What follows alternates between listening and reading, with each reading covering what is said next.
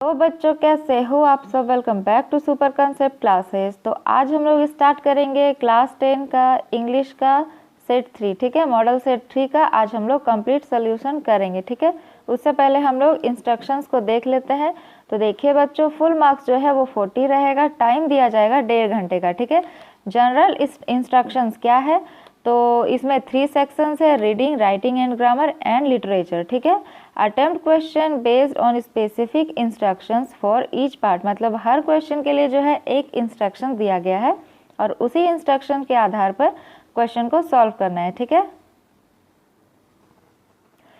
Candidates are required to give their answers in their own words as far as practicable, यानी कि students को जो है ज़्यादा से ज़्यादा कोशिश करना है अपने शब्दों में आंसर करने का। ठीक है, and the total number of question is 19। ठीक है, टोटल कितना क्वेश्चन है, तो 19 क्वेश्चन दिया हुआ है। चलिए अब हम लोग एक एक करके क्वेश्चन की ओर चलते हैं। तो सबसे पहले हमारा सेक्शन ए जो है रीडिंग सेक्शन, ये है टोटल 10 मार्क्स का। ठीक है, read the passage carefully and answer any 5 of the following question. ठीक है, यहाँ पैसेज दिया हुआ है। ठीक है, इसमें हर क्वेश्चन जो है 2 नंबर का है इस पैसेज में, और टोटल 7 क्वेश्चन है, लेकिन हम लोगों को किसी 5 क्वेश्चन का ही आंसर करना है। ठीक है, तो चलिए पैसेज को आप लोग अच्छे से पढ़ लीजिएगा, हम लोग तब तक क्वेश्चन सॉल्व करते हैं। पैसेज से हमारा क्वेश्चन नंबर 1 है, which country is known as the country of islands. ठीक है, कौन से कंट्री को जो है कंट्री ऑफ आइलैंड्स कहा जाता है, तो चलिए इसका आंसर देखते हैं। तो क्वेश्चन 1 का आंसर हो जाएगा, Japan is a country is known as the country of islands. ठीक है, चलिए हम लोग नेक्स्ट क्वेश्चन देखते हैं। अब क्वेश्चन 2 है, what makes Japan famous all over the world. ठीक है, तो क्या है जो जापान को पूरी दुनिया में प्रसिद्ध बनाता है, तो इसका आंसर देखते हैं। तो ये हो जाएगा, Japan is famous all over the world because for the industries. ठीक है, किस चीज़ के लिए फेमस है, इंडस्ट्रीज के लिए फेमस है। चलिए नेक्स्ट देखते हैं। क्वेश्चन नंबर 3 है, mention any 2 qualities of Japanese. ठीक है, तो 3 का आंसर हो जाएगा, Japanese are laborious and hard working. ठीक है, चलिए नेक्स्ट देखते हैं। अब क्वेश्चन 4 है, what Japanese computer games are like by Indian children. तो इंडियन चिल्ड्रन जो है वो लोग को कौन कौन से जापानी कंप्यूटर गेम्स पसंद है, तो इसका आंसर हो जाएगा, Pokemon and Contra are the games like by Indian children. ठीक है, ये हो जाएगा 4 का आंसर। चलिए नेक्स्ट देखते हैं। अब क्वेश्चन 5 है, why Japan is called the land of rising sun. ठीक है, जापान को the land of rising sun क्यों कहा जाता है। Japan is called the land of the rising sun because the rays of the sun falls first on Japan. ठीक है, सूरज का जो किरण है वो सबसे पहले कहाँ पड़ता है, जापान में पड़ता है। चलिए नेक्स्ट देखते हैं।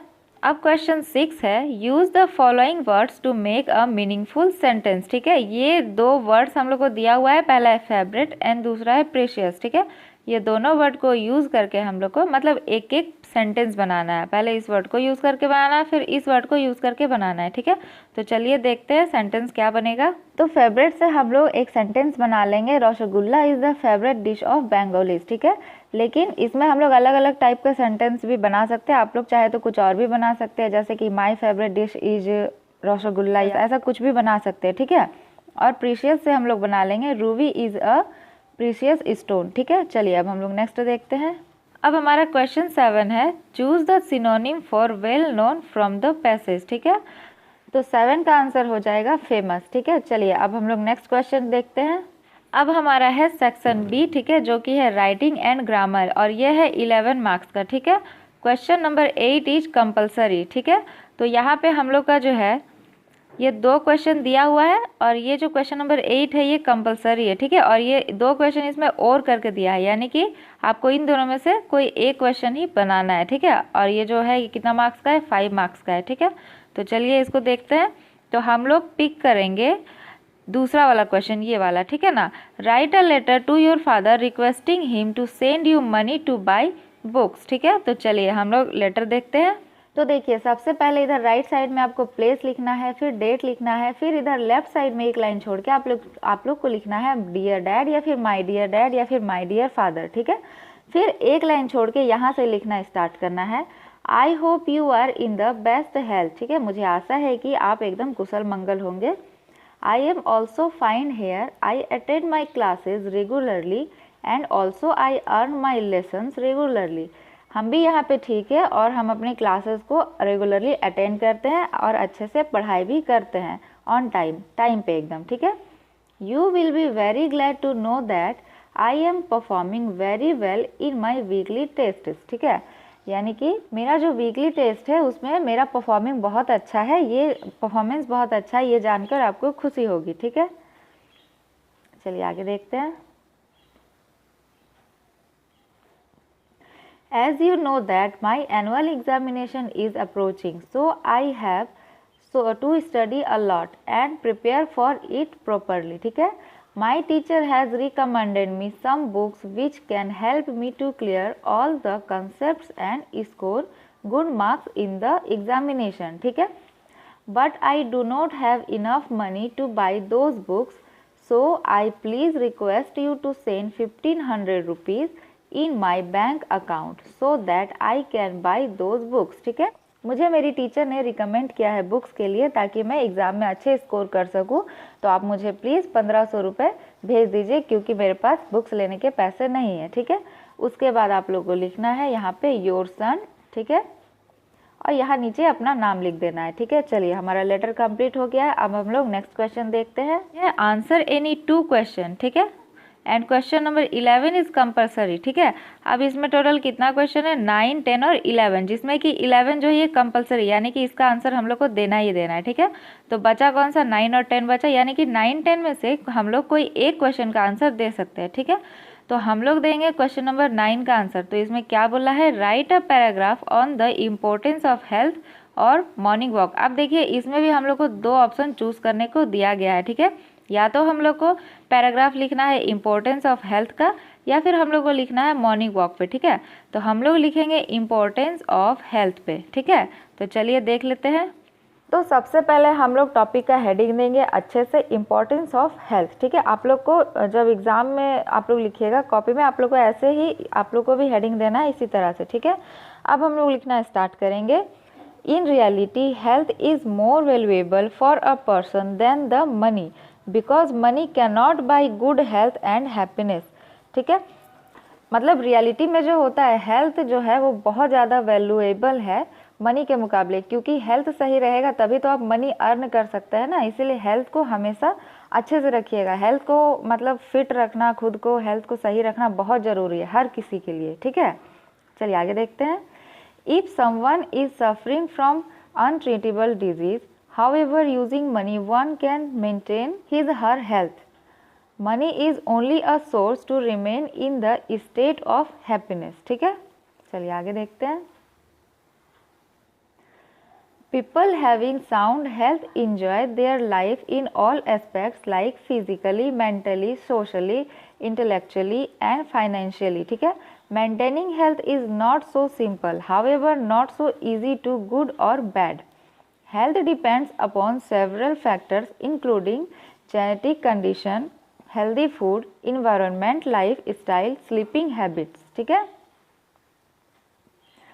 Social status, psychological condition, financial condition, family status, air, water and many more things, ठीक है। चलिए ये जो है हमारा कंप्लीट हो गया है। अब हम लोग चलते हैं नेक्स्ट क्वेश्चन की ओर।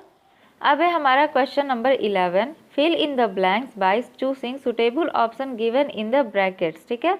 तो ए नंबर में है each of us dash to win, ठीक है। तो यहाँ होप होगा या होप्स हो जाएगा, तो ये हो जाएगा होप्स, ठीक है। Each of us hopes to win. अब बी में है the number of votes dash, तो द नंबर ऑफ वोट्स, यहाँ पे इज होगा या आर होगा, तो यहाँ आर हो जाएगा, ठीक है। अब सी में है he was so proud that he dash learn, ठीक है। तो ये क्या हो जाएगा, यहाँ कैनॉट होगा या कुड नॉट होगा, तो यहाँ पे कुड नॉट हो जाएगा, ठीक है। He was so proud that he could not learn, ठीक है। चलिए अब हम लोग नेक्स्ट क्वेश्चन देखते हैं। अब है हमारा सेक्शन सी जो कि है लिटरेचर सेक्शन, यानी कि इधर जो जितना भी क्वेश्चन है ये सारा हम लोग का बुक पार्ट से दिया हुआ है, ठीक है। और ये टोटल 19 मार्क्स का है। आंसर एनी 3, ठीक है। तो यहाँ पे हम लोग को 12, 13 और एक 14, ठीक है। टोटल 14 और 15 टोटल 4 क्वेश्चन दिए गए हैं, ठीक है। आंसर एनी 3, ठीक है। हम लोग को 3 क्वेश्चन का आंसर देना है, ठीक है। तो चलिए सबसे पहले हम लोग पहला नंबर में ये पैसेज को बनाते हैं। तो पैसेज को जो है आप लोग अच्छे से रीड कर लीजिएगा, ठीक है, क्योंकि ये बुक से ही दिया हुआ है। तो इसमें आप लोग को परेशानी नहीं होना चाहिए। चलिए हम लोग क्वेश्चन बनाते हैं तब तक। तो पैसेज से हमारा क्वेश्चन ए है, what was the most fascinating thing for Valli. Valli के लिए जो है सबसे फैसिनेटिंग बात जो है वो क्या था? The most fascinating thing of all was the bus that travel between her village and the nearest town. ठीक है, ये हो जाएगा ए का आंसर। चलिए नेक्स्ट क्वेश्चन देखते हैं। अब नेक्स्ट क्वेश्चन है question B, what was the favourite pastime for Valli. ठीक है, चलिए इसका आंसर देखते हैं। तो इसका आंसर हो जाएगा, the sight of the bus filled each time with a new set of passengers was a source of unending joy for Valli. चलिए नेक्स्ट क्वेश्चन की ओर चलते हैं। अब क्वेश्चन सी है, choose the opposite of farthest from the passage. ठीक है, passage से हम लोग को इस वर्ड का ऑपोजिट खोजना है। चलिए देखते हैं क्या होगा। तो फर्देस्ट का अपोजिट क्या हो जाएगा? वो हो जाएगा नियरेस्ट, सिंपल। ठीक है, तो चलिए नियरेस्ट हो गया इसका आंसर। अब हम लोग क्वेश्चन नंबर 14 देखते हैं। हम लोग 13 को नहीं बनाएंगे क्योंकि इसमें 4 में से 3 का आंसर देने बोला गया है, तो हम लोग बनाएंगे क्वेश्चन नंबर 14 और 15 को। ठीक है, 14 और 15। तो क्वेश्चन नंबर 14 है, what are the 2 qualities of the Coorgi people. ठीक है, कुर्गी पीपल का जो 2 क्वालिटी है वो क्या क्या था? चलिए आंसर देखते हैं। तो 14 का आंसर हो जाएगा, the quality of Coorgi peoples are fiercely independent and brave. ठीक है, देखिए इसका आंसर यहीं तक हो जाएगा। ठीक है, मैंने थोड़ा ज़्यादा इसको लिख दिया है, आप लोग चाहे तो लिख सकते हैं और नहीं भी लिखिएगा तो चलेगा, क्योंकि उसमें 2 क्वालिटीज़ पूछा गया है क्वेश्चन में, और ये दो क्वालिटीज़ का ये है और ये है। ठीक है, तो यहीं तक आंसर हो जाएगा, ये लिखने का ज़रूरत नहीं है। ठीक है, चलिए अब हम लोग नेक्स्ट क्वेश्चन नंबर 15 देखते हैं। अब क्वेश्चन 15 है, why do you think Griffin had miss use his scientific discovery. तो चलिए आंसर इसका देखते हैं। 15 का आंसर हो जाएगा, Griffin was a scientist who had made a discovery due to which he could be invisible. ठीक है, but he was rather a lawless scientist who misuse a scientific discovery for his petty selfish gains. He set his landlord's house on fire when he asked him to vacate it। ठीक है, ये हो जाएगा इसका answer. चलिए next question की ओर चलते हैं। इसमें बोला है आंसर एनी 2। ठीक है, मतलब ये 4 क्वेश्चन दिया हुआ है, लेकिन इसमें से किसी 2 का आंसर हम लोग को देना है, और एक क्वेश्चन जो है वो 5 नंबर का रहेगा। तो हम लोग सेलेक्ट करते हैं क्वेश्चन 18 और 19। ठीक है, तो हमारा क्वेश्चन नंबर 18 है, give a character sketch of भोली।